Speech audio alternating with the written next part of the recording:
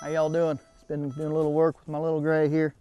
I think she's gonna be all right. She's got a lot of work yet to go, but you know, she kind of reminds me of another little gray and his owner, Cowboy Joe. We know old Cowboy Joe, you see, was a cowboy from long ago. A man who made his living working with his hands, as most folks in those days did. Now Joe had become smitten with a pretty young gal that he'd been courting for quite some time. Now Miss Mary, she was young indeed, and her beauty, well, it was unparalleled in those parts. Well, let me tell you, Miss Mary, she wasn't an easy nut to crack. She had standards, and most men were just plain worn down by trying to pursue her. Not Joe.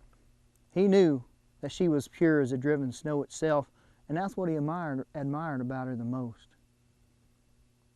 Joe had been working hard and saving money so he could provide a proper home for Mary if she ever decided to give him a chance. Well, Joe's persistence, it finally paid off, and Mary agreed to marry him.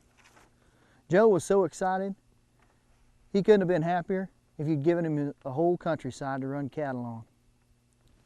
Now, Miss Mary, she was certainly pure and innocent, just as Joe thought. But she had a secret that worried her to no end. You see, God had sent an angel to tell Mary that she'd be carrying a child. But the child would not come from Joe. It would come from God. Mary's concerns were right. Joe flipped his lid.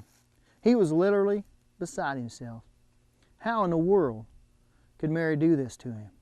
Didn't she know how much he cared for her? And he did still care for her.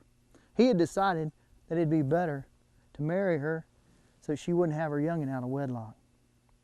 So the decision had been made. He knew what he had to do. Then that very night, he had a dream, or so he thought it was a dream.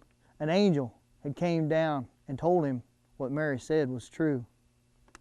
She was carrying God's child, and Joe was to give him the name of Jesus. Well, let me tell you, Joe woke up in a cold sweat.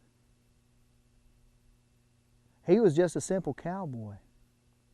He was relieved that Mary was indeed a faithful woman who had loved him.